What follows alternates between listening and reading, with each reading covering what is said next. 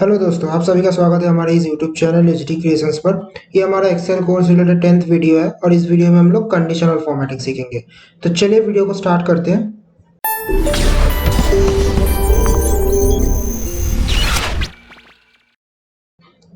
देखिए, बेसिकली सबसे पहले एक बार ये जान लेते हैं कि कंडीशनल फॉर्मेटिंग होता क्या है।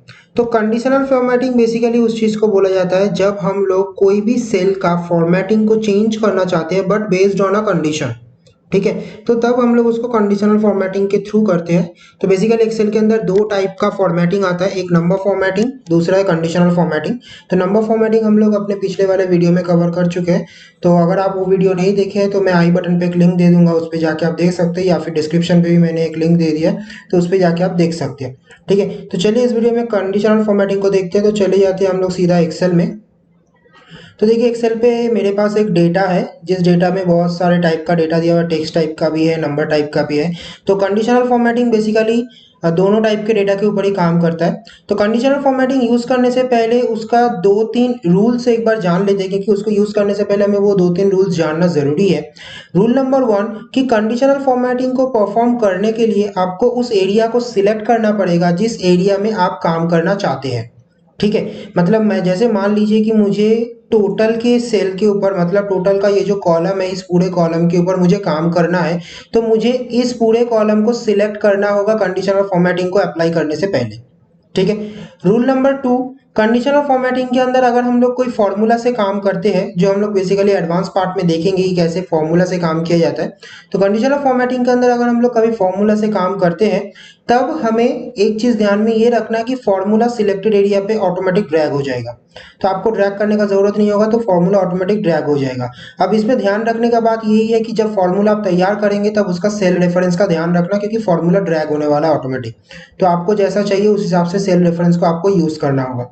ठीक है, रूल नंबर 3 कि आप टोटल का ये एरिया सिलेक्ट कर रहे हैं, इसका मतलब ये नहीं कि आप ये अनसिलेक्टेड एरिया को लेके काम नहीं कर सकते। मतलब अगर आप फॉर्मूला ऐसा कुछ बनाना चाहते हो जो फॉर्मूला में ये अनसिलेक्टेड सेल्स यूज हो सकता है, तो आप बेझिझक उसको यूज कर सकते हो, उसमें कोई दिक्कत नहीं है। ठीक है, तो ये तीन रूल आपको याद रखना है। तो चलिए देखते हैं कैसे कंडीशनल फॉर्मेटिंग परफॉर्म होता है। तो जो एरिया के ऊपर काम करना है, हमें पहले वो एरिया सिलेक्ट करना है। जैसे मैंने यहाँ पे टोटल का एरिया सिलेक्ट कर लिया। होम टैब के अंदर कंडीशनल फॉर्मेटिंग बोल के ऑप्शन है, उसके अंदर आएंगे। इधर देखिए 5 टाइप है जो बेसिक है। ठीक है, जिसमें से ये 2 टाइप ही हमें पता चलता है काम करने के टाइम। ये 3 type basically by default option के साथ काम करता है। तो अगर इस 3 टाइप को यूज करना होता है तो हम लोग बेसिकली फॉर्मूला का ही यूज करते हैं। तो ये चीज हम लोग आज के वीडियो में कवर नहीं करेंगे, तो इसको हम लोग एडवांस पार्ट में कवर करेंगे। हाईलाइट सेल रूल्स, मतलब सेल का जो बैकग्राउंड कलर है वो बैकग्राउंड कलर चेंज होगा। हाईलाइट सेल रूल पे देखिए बहुत सारा ऑप्शंस है, जैसे greater than, less than, between. वैसे तो ऑप्शन का नाम देख के आपको पता ही चल रहा होगा कैसा होगा, बट फिर भी इनमें से एक दो ऑप्शन मैं बता देता हूँ। जैसे ग्रेटर देन, ग्रेटर देन का मतलब है यहाँ पे आप जो नंबर लिखेंगे उस नंबर से ऊपर वाला जो भी सेल है उसका कलर चेंज हो जाएगा। तो देखिए, जैसे यहाँ पे एक बाय डिफॉल्ट नंबर आ गया 162.16254.250। तो ये जो नंबर है ये बाय डिफॉल्ट एक एवरेज नंबर के हिसाब से आ जाता है, बट आप इसको चेंज कर सकते हैं। जैसे मैं यहाँ पे कर देता, मान लीजिए 20,000। ठीक है, तो 20,000 से ऊपर जो जो सेल है वो सेल का कलर चेंज हो जाएगा। अब कलर कैसे चेंज होगा वो यहाँ पे दिया हुआ है। यहाँ पे बाय डिफॉल्ट कुछ ऑप्शंस है, जैसे light red, yellow fill and green fill. आप चाहे तो दूसरा कलर्स भी चूज कर सकते हैं। उसके लिए आपको जाना है कस्टम फॉर्मेट। कस्टम फॉर्मेट में जैसे जाएंगे आपके सामने पूरा विंडो ओपन हो जाएगा। उसमें से फिल कलर मतलब background colour, and font colour मतलब टेक्स्ट का कलर, आप कोई भी कलर चूज कर सकते हैं। देन करने के बाद आप ओके कर दीजिए, तो उस कलर के हिसाब से वो कलर हो जाएगा। ठीक है, अब जैसे ही आप यहाँ पे ओके कर देंगे तो वो कंडीशन यहाँ पे अप्लाई हो जाएगा।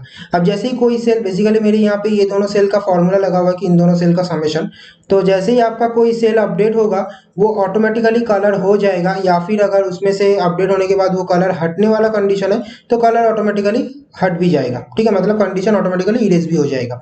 तो आपको उसका कोई टेंशन लेने का जरूरत नहीं है, वो ऑटो डायनामिक के हिसाब से काम करता रहेगा। ठीक है, सेकेंड, दूसरा जो आता है वो है हमारे सामने टॉप एंड बॉटम। इसमें टॉप 10 बॉटम 10 आइटम के हिसाब से काम होता है। जैसे टॉप 10 आइटम के ऊपर क्लिक किया तो देखिए यहाँ पे टॉप 10 दिखा रहा है। तो यहाँ ये जो रेंज दिया हुआ है, इस रेंज का 10 सबसे ज्यादा नंबर, आप इसको चेंज कर सकते हैं। टॉप 10 को बॉटम 10, या फिर बॉटम 8, टॉप, ये तो बेसिकली टॉप है, तो टॉप 2, टॉप 3 इस हिसाब से चेंज कर सकते हैं। जैसे मैंने यहाँ पे टॉप 4 लिया है, मैं ओके कर देता हूँ। तो देखिए ये जो जगह है, इस जगह पे पूरा टॉप 4 नंबर हाईलाइट हो चुका है। देखिए 8000 बेसिकली जितना बार है उतना बार हाईलाइट हुआ है, ठीक है। तो देखिए टॉप 4 जो नंबर है वो टॉप 4 नंबर हाईलाइट हो चुका है, ठीक है। तो इस तरीके से ये बेसिकली काम करता है। नेक्स्ट आते हैं। नेक्स्ट जो 3 ऑप्शन है, ये 3 तो बेसिकली फॉर्मूला के साथ ही ज़्यादा यूज़ होता है, बट आप चाहे तो डिफ़ॉल्ट ऑप्शन में देख सकते हैं, जैसे सॉलिड फिल। इसमें क्या होता है कि इसमें ये जो नंबर्स दिया हुआ है, या तो आप ग्रेडियंट फिल ले सकते हैं या फिर सॉलिड फिल। सॉलिड फिल ही लेते हैं ताकि समझ में आएगा अच्छे से।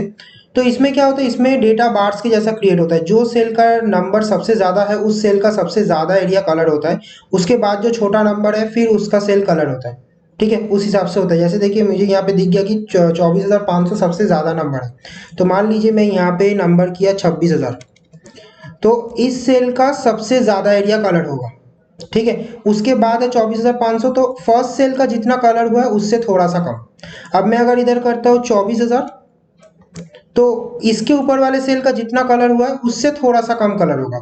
तो बेसिकली इस तरीके से ये बार के हिसाब से कलर करके दिखाता है हमें सेल्स को, ठीक है। नेक्स्ट, एक के ऊपर आप दूसरा 2-3 कंडीशन भी लगा सकते हैं, बट एक चीज़ का ध्यान रखना कि अगर आप 2-3 कंडीशन लगा रहे हो, जो लास्ट कंडीशन होता है उसको प्रायोरिटी ज़्यादा मिलता है, तो वो सबसे पहले काम करता है, ठीक है।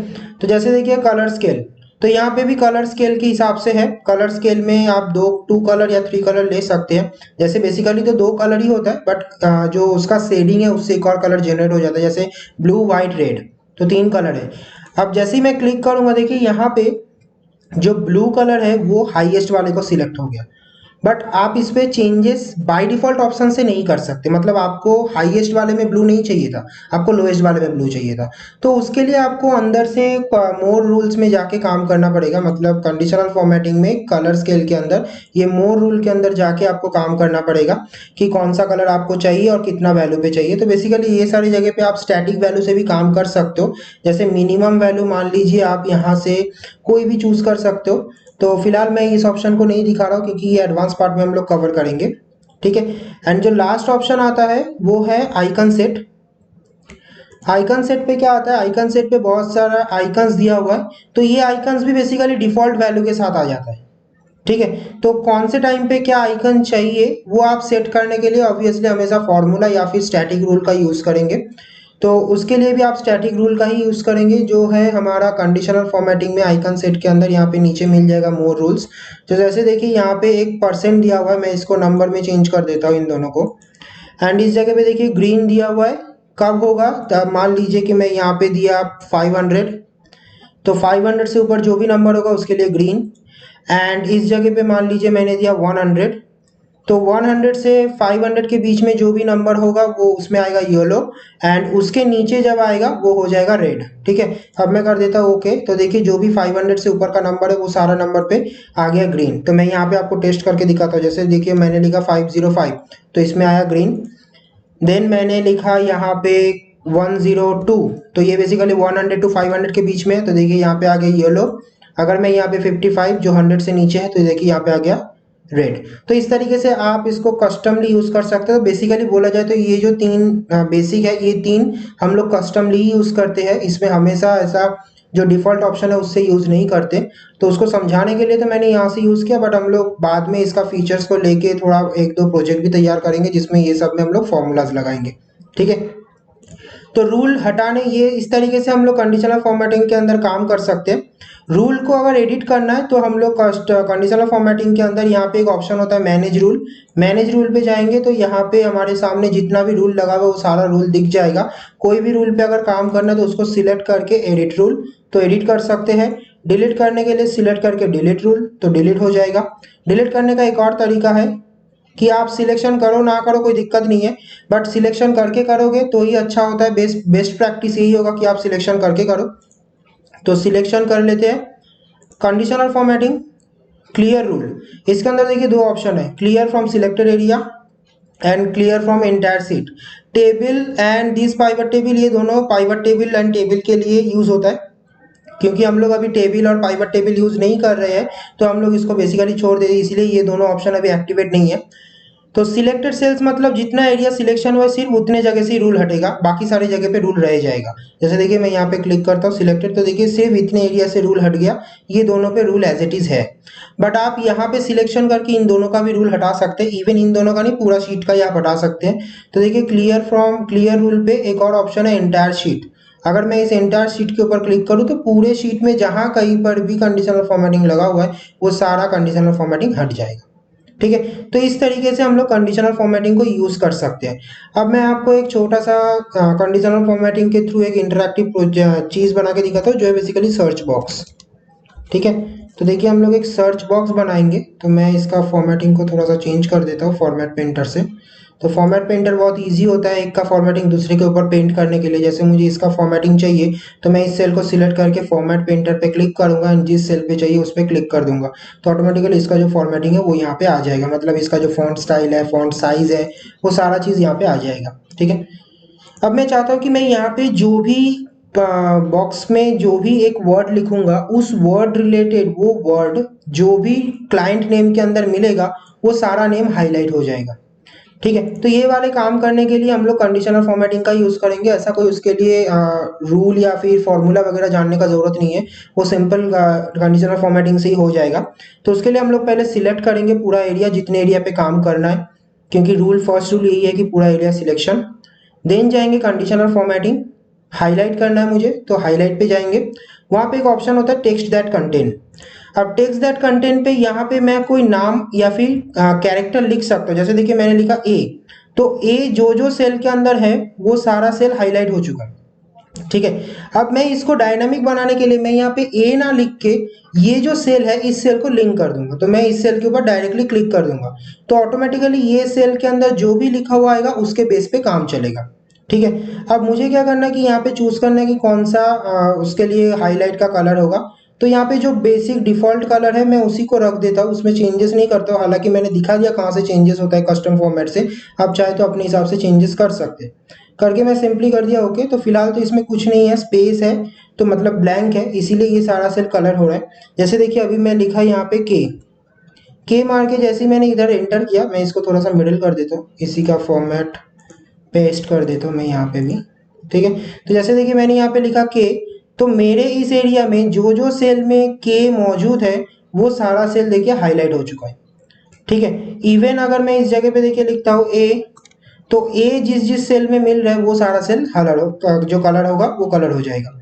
ठीक है, बट ये बेसिक सर्च बॉक्स है, ऐसा नहीं कि ये मतलब एक एडवांस तरीके से काम करेगा। जैसे मान लीजिए मैंने इसमें लिखा ए बी सी, तो इसका मतलब ये नहीं कि ए बी सी जो ए या फिर बी या फिर सी तीनों में से कोई भी एक मिला तो मेरा काम चलेगा। इसमें ए बी सी एकदम ऐसे as it is one by one ही सिचुएटेड होना चाहिए, इसलिए देखिए सिर्फ ए बी सी ही काम चल रहा है। बाकी सब में हालांकि इसमें ए है तो ऐसा नहीं है कि ये वाला भी कलर होगा।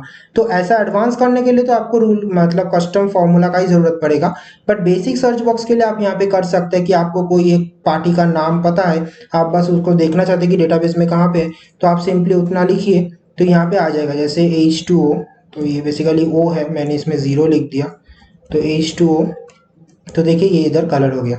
ठीक है, तो ऐसा बेसिक एक सर्च बॉक्स टाइप भी आप तैयार कर सकते हैं अपने कोई भी जो काम है उसको और अच्छे से परफॉर्म करने के लिए।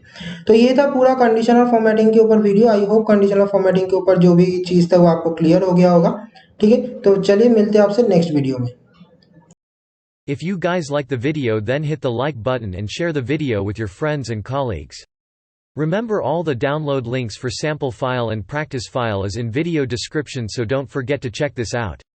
Also, if you are newer in this channel, the subscribe our channel and press the bell icon to get future updates.